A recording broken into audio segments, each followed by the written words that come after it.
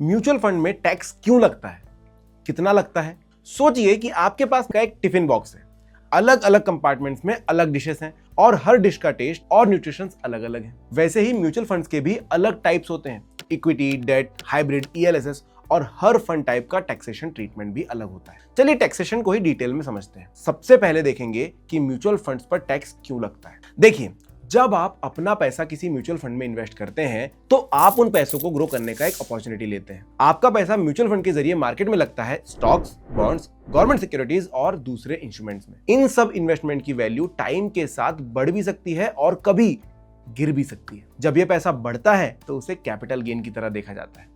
तो mutual funds पर tax इसलिए लगता है क्योंकि आपने एक एसेट में इन्वेस्ट किया, उस एसेट की वैल्यू बढ़ी और आपने उससे प्रॉफिट कमा लिया। सरकार इस प्रॉफिट को एक टैक्सेबल इवेंट के रूप में देखती है। लेकिन म्यूचुअल फंड्स में टैक्स सिर्फ कैपिटल गेन पर नहीं लगता। आपके म्यूचुअल फंड में टोटल 3 मेजर चीजें टैक्सेबल होती हैं। कैपिटल गेन सबसे कॉमन और इंपॉर्टेंट टैक्सेबल आइटम है। कैपिटल गेन ये तब जनरेट होता है जब आप अपने म्यूचुअल फंड यूनिट्स को रिडीम करते हैं। फॉर एग्जांपल, अगर आपने 1 लाख रुपए का फंड खरीदा था और कुछ टाइम बाद उसकी वैल्यू बढ़कर 1.5 लाख रुपए हो गई और आपने वो यूनिट्स बेच दिए तो आपने 50,000 रुपए का प्रॉफिट कमाया। यही 50,000 का प्रॉफिट आपका कैपिटल गेन कहलाता है। Another point two remember is कि अगर आप म्यूचुअल फंड स्विच करते हो, मतलब फंड ए से फंड बी में मूव करते हो, तो वो भी एक सेल माना जाता है। इस पर भी कैपिटल गेन टैक्स लगता है। अब इस कैपिटल गेन को भी 2 कैटेगरीज में बांटा गया है based on holding period. Short term capital gain STCG, अगर आपने किसी म्यूचुअल फंड को 1 साल से कम ड्यूरेशन के लिए होल्ड किया है तो आपका गेन शॉर्ट टर्म माना जाता है। इस पे टैक्स रेट जनरली 20% होता है फॉर इक्विटी फंड्स। बाकी केसेस में STCG कैसे टैक्स किया जाता है हम थोड़ी देर में देखेंगे। Long term capital gain LTCG, अगर आपने किसी म्यूचुअल फंड को 1 साल से ज्यादा टाइम के लिए होल्ड किया है तो आपका गेन लॉन्ग टर्म माना जाता है। LTCG में पहले 1.25 लाख रुपए तक का गेन टैक्स फ्री होता है, उसके बाद आपको 12.5% टैक्स देना पड़ता है। डेट म्यूचुअल फंड्स के केस में इन्वेस्टमेंट्स जो 1 अप्रैल 2023 के बाद किए गए हैं उन पर होने वाले गेन्स पर टैक्स आपके इनकम स्लैब के अकॉर्डिंग लगता है। वहीं हाइब्रिड म्यूचुअल फंड्स में गेन्स पर टैक्स उनके इक्विटी एक्सपोजर पर डिपेंड करता है। अगर फंड का इक्विटी कंपोनेंट 65% या उससे ज्यादा है तो उसे इक्विटी फंड की तरह टैक्स किया जाता है। अगर 65% से कम है तो उसका टैक्सेशन डेट फंड की तरह होता है। अगर आप LTCG और STCG को डिटेल में समझना चाहते हैं तो हमने एक डिटेल्ड वीडियो ऑलरेडी बनाया है, लिंक आपको डिस्क्रिप्शन में मिल जाएगी। डिविडेंड इनकम IDCW दूसरा टैक्सेबल इवेंट होता है जब आपने IDCW ऑप्शन यानी इनकम डिस्ट्रीब्यूशन कम विड्रॉल प्लान चूज किया हो। पहले ये होता था कि dividend tax mutual fund house पे लगता था और इन्वेस्टर के हाथ में टैक्स फ्री आता था। 2020 तक कंपनीज को declare dividend per 15% distribution tax देना पड़ता था, पर 2020 के बजट के बाद ये टैक्स अब शेयर होल्डर्स को उठाना पड़ता है। बेसिकली आज के डेट में IDCW के अंडर कोई भी फंड इन्वेस्टर के टैक्स स्लैब पर टैक्सेबल होता है। इसके अलावा अगर ये म्यूचुअल फंड्स AMC के थ्रू बाय किए गए हैं तो AMCs भी TDS काटती हैं अगर आपका डिविडेंड 1 साल में 5,000 से ज्यादा हुआ तो। 5,000 से कम डिविडेंड पर कोई TDS नहीं है। STT सिक्योरिटीज ट्रांजैक्शन टैक्स एक और छोटा सा टैक्स होता है जिसको लोग अक्सर मेंशन नहीं करते, लेकिन ये भी टेक्निकली एप्लीकेबल होता है अगर आपके पास इक्विटी म्यूचुअल फंड्स हैं। जब आप इक्विटी म्यूचुअल फंड यूनिट्स को रिडीम करते हैं तो उस पे सिक्योरिटी ट्रांजैक्शन टैक्स यानी STT लगता है। आज के डेट में STT है 0.1%। अब हमने इधर कुछ सेक्शंस में म्यूचुअल फंड के कुछ टाइप्स मेंशन किए। अगले कुछ मिनटों में मैं आपको म्यूचुअल फंड के पॉपुलरली कॉमन टाइप्स कैसे टैक्स्ड होते हैं ये बताऊंगा। Taxation on different types of mutual fund, जैसे टिफिन के हर कंपार्टमेंट का अलग टेस्ट होता है वैसे ही हर फंड का टैक्स रूल भी अलग होता है। Equity mutual funds, equity mutual funds वो फंड्स होते हैं जिनका कम से कम 65% पैसा इंडियन इक्विटी या इक्विटी रिलेटेड इंस्ट्रूमेंट्स में इन्वेस्टेड होता है। इन फंड्स में अगर आप 1 साल से कम ड्यूरेशन के लिए इन्वेस्ट करते हैं और बेच देते हैं तो आपको short term capital gain tax देना होता है। इस STCG पर आपको 20% का फ्लैट टैक्स रेट देना पड़ता है। अगर आपने अपने इक्विटी म्यूचुअल फंड्स को 1 साल से ज्यादा टाइम तक होल्ड किया तो वो gains long term capital gains यानी कि LTCG कैटेगरी में आते हैं। LTCG में आपको 1.25 लाख तक का annual capital gain tax free मिलता है, लेकिन अगर आपका गेन 1.25 लाख रुपए से ऊपर जाता है तो उसके ऊपर के अमाउंट पर आपको 12.5% का टैक्स देना पड़ता है बिना किसी इंडेक्सेशन के। अगर आपने IDCW यानी कि डिविडेंड ऑप्शन लिया है तो जितना भी डिविडेंड आपके म्यूचुअल फंड से आता है वो आपकी पर्सनल इनकम माना जाता है और उस पे आपका इनकम टैक्स स्लैब के हिसाब से नॉर्मल इनकम टैक्स लगता है। Debt mutual funds.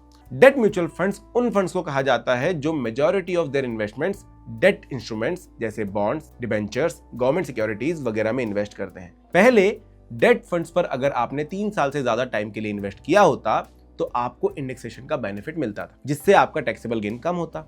लेकिन अप्रैल 1, 2023 के बाद ये रूल चेंज हो गया है। अब चाहे आप डेट म्यूचुअल फंड्स को 1 दिन के लिए होल्ड करें या 5 साल के लिए, जो भी कैपिटल गेन होगा उसको आपकी पर्सनल इनकम में जोड़ दिया जाएगा और उस पर आपके इनकम टैक्स स्लैब के हिसाब से टैक्स लगेगा, जैसे 15%, 20% या 30%। डिविडेंड ऑप्शन या IDCW प्लान लेने पर भी जितना भी IDCW आपको मिलेगा वो डायरेक्टली आपकी टैक्सेबल इनकम में ऐड होगा और स्लैब रेट के अकॉर्डिंग टैक्स देना पड़ेगा। Hybrid mutual funds. Hybrid mutual funds दोनों इक्विटी और डेट में इन्वेस्ट करते हैं, लेकिन टैक्स ट्रीटमेंट इस चीज से डिसाइड होता है कि फंड में इक्विटी का प्रोपोर्शन कितना है।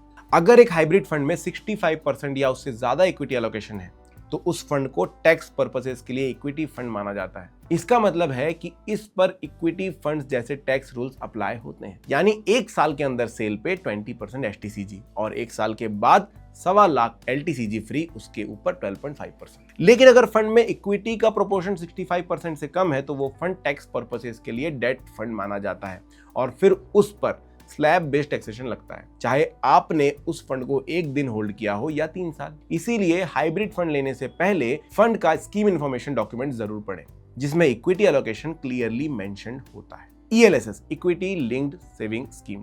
ELSS म्यूचुअल फंड्स वो इक्विटी फंड्स होते हैं जो आपको टैक्स सेविंग का बेनिफिट देते हैं under section 80C of the income tax act. In funds में आपका पैसा कम से कम 3 साल के लॉक इन पीरियड के लिए लॉक हो जाता है, यानी कि आप बीच में अपना पैसा विड्रॉ नहीं कर सकते। टैक्सेशन में ELSS को इक्विटी म्यूचुअल फंड ही माना जाता है। इसका मतलब है कि अगर आप ELSS फंड में इन्वेस्ट करते हो और उसका रिडेम्पशन अमाउंट विड्रॉ करते हो तो 1.25 लाख रुपए तक के long term gains tax free होते हैं। उसके बाद जो भी एडिशनल गेन है उस पे 12.5% LTCG टैक्स देना पड़ता है। Index funds and ETFs, exchange traded funds. Index funds और ETFs वो फंड्स होते हैं जो किसी प्री डिफाइंड इंडेक्स जैसे कि निफ्टी 50 या सेंसेक्स को ट्रैक करते हैं। अगर ये फंड्स इंडियन इक्विटी इंडेक्स को ट्रैक करते हैं जैसे Nifty, Sensex, Nifty next 50 etcetera, तो उन्हें इक्विटी फंड ट्रीट किया जाता है फॉर टैक्स पर्पसेस। इसका मतलब है इन पर सेम STCG और LTCG रूल्स अप्लाई होते हैं। 1 साल से कम में रिडीम करने पर 20% STCG, 1 साल के बाद 1.25 लाख रुपए तक LTCG फ्री,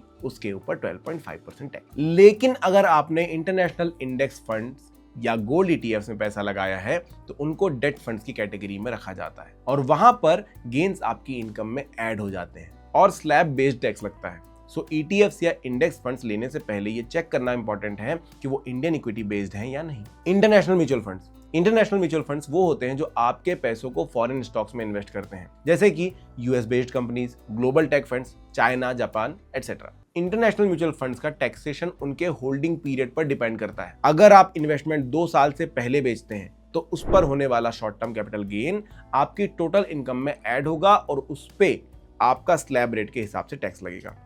लेकिन अगर आप 2 साल या उससे ज्यादा समय तक इन्वेस्टमेंट होल्ड करते हैं तो लॉन्ग टर्म कैपिटल गेन्स पर 12.5% का फ्लैट टैक्स लगेगा, लेकिन इंडेक्सेशन का बेनिफिट नहीं मिलेगा। अगर आपको फंड से डिविडेंड्स मिलते हैं तो वो इनकम फ्रॉम अदर सोर्सेज में काउंट होंगे और उस पे भी आपके स्लैब रेट के हिसाब से टैक्स लगेगा। अब हर तरीके का टैक्सेशन तो देख लिया, ये भी देख लेते हैं कि what factors affect mutual fund taxation. Switching funds.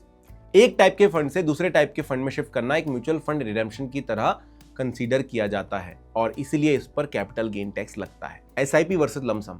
SIP यानी सिस्टमैटिक इन्वेस्टमेंट प्लान में आप हर महीने नई इन्वेस्टमेंट करते हो। इसका मतलब है हर SIP इंस्टॉलमेंट एक अलग यूनिट है जिसका अलग परचेज डेट और अलग होल्डिंग पीरियड होता है। जब आप म्यूचुअल फंड यूनिट्स रिडीम करते हो तो हर इंस्टॉलमेंट का इंडिविजुअल 1 ईयर रूल अप्लाई होता है। आपकी पहली SIP हो सकती है LTCG में, लेकिन लास्ट SIP STCG में काउंट हो सकती है। इसीलिए SIP इन्वेस्टर्स के लिए टैक्सेशन थोड़ा कॉम्प्लेक्स हो जाता है और एक्यूरेट टैक्स कैलकुलेशन के लिए हर इंस्टॉलमेंट का रिकॉर्ड मेंटेन करना जरूरी है। ग्रोथ या IDCW, dividend options. Mutual fund generally do offer 2 पे out options, growth and IDCW, income distribution come withdrawal. अगर आप ग्रोथ ऑप्शन लेते हो तो फंड का पैसा री इन्वेस्ट होता है और टैक्स सिर्फ रिडेम्पशन के टाइम लगता है। लेकिन अगर आप IDCW चूज करते हो तो आपको रेगुलर डिविडेंड मिलता है और वो डिविडेंड हर बार आपकी इनकम में जोड़ दिया जाता है and taxed as per your slab. आपका रेसिडेंशियल स्टेटस, अगर आप नॉन रेसिडेंट इंडियन यानी कि NRI हो तो म्यूचुअल फंड गेन्स पे TDS ऑटोमेटिकली लगता है, चाहे वो कैपिटल गेन हो या डिविडेंड। ये TDS फाइनल टैक्स लायबिलिटी नहीं होता। आपको इंडियन ITR फाइल करके रिफंड क्लेम करना पड़ सकता है अगर आपका एक्चुअल टैक्स TDS से कम बनता हो। इसीलिए NRIs के लिए टैक्स प्लानिंग और रिपोर्टिंग और भी क्रूशियल होती है, especially to avoid double taxation. Capital losses, अगर आपको म्यूचुअल फंड में लॉस हुआ है यानी आपने यूनिट्स को कम प्राइस पे बेचा तो ये कैपिटल लॉस कहलाता है। ये लॉसेस आप फ्यूचर गेन्स के अगेंस्ट एडजस्ट कर सकते हो। Short term capital loss can be adjusted against both STCG and LTCG। Long term capital loss can be adjusted only against LTCG। इसीलिए लॉस रिपोर्टिंग भी इंपॉर्टेंट है ताकि आप फ्यूचर में टैक्स सेविंग कर सकें। Why is it important for you to know this?